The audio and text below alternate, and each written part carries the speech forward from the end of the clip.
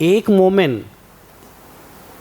اس کا رویہ دوسرے مومن کے لیے اس طرح کا ہوتا ہے کہ وہ اپنائیت محسوس کرتا ہے، اس کو اچھا لگتا ہے.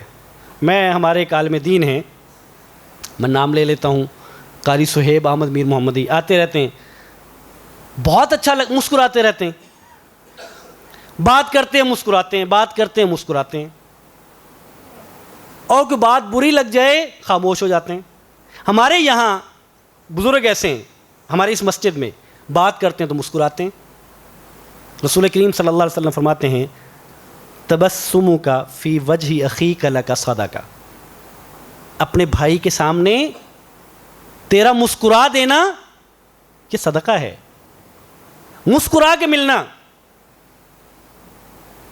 اگر ایک مومن سے، ایک بندے سے غلطی ہوتی ہے اور دوسرا برداشت کر کے مسکرا دے اس کے لیے کہ کوئی بات، مسکرانے کا مطلب یہ ہے کہ تمہاری غلطی پر مجھے غصہ نہیں آیا، میں نے برداشت کر لی ہے، کوئی بات نہیں، انسان ہے نا، غلطی ہو جاتی ہے، کوئی بات نہیں. اگر مسکرا دے کوئی نقصان ہے، اور اگر آپ نہ مسکرائیں، کسی نے غلطی کی، آپ جاتے جاتے ہاتھ سے اشارہ کر کے اپنے غصے کا اظہار کرتے جائیں تو آپ نے اس کا کیا بگاڑ لی ہے؟ اخوت کمزور ہوئی نا، بھائی چارے میں دراڑ آئی، وہ محبت نہ رہی، کسی کا کیا ہوا ہے؟ اور ہماری انا ہمیں اجازت نہیں دیتی کہ کوئی شخص غلطی کر جائے اور ہم اسے جانے دیں. سوال ہی پیدا نہیں ہوتا، کیسے جانے دیں؟ تو انا کو کنٹرول کرنا، اپنے جذبات، اپنے منفی جذبات کو کنٹرول کرنا ایک مومن کا رویہ ہے.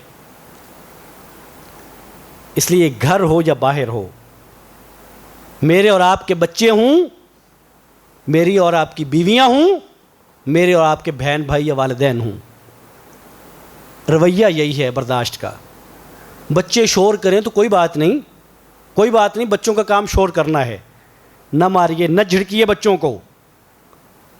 بیوی سے کام میں تاخیر ہو جائے تو نہ ڈنڈا اٹھائیے، نہ مرد بن جائیے، یہ مردانگی نہیں ہے. رسول کریم صلی اللہ علیہ وسلم فرماتے ہیں کہ تم میں سے بہترین وہ ہے جو اپنے اہل و عیال کے لیے بہترین ہے، اور میں تم میں سے سب سے زیادہ اپنے اہل و عیال کے لیے بہترین ہوں.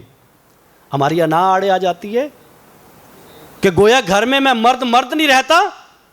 اگر بیوی اپنی مرضی کرتی ہے، بیوی کو میرا ڈر ہی نہیں ہے، اس کو میرا خوف ہی نہیں ہے، بچوں کو میرا ڈر ہی نہیں ہے، میں آتا ہوں گھر میں تو بچے تو جی سہم جاتے ہیں میرے آنے سے، تو یہ کیا خوبی ہے؟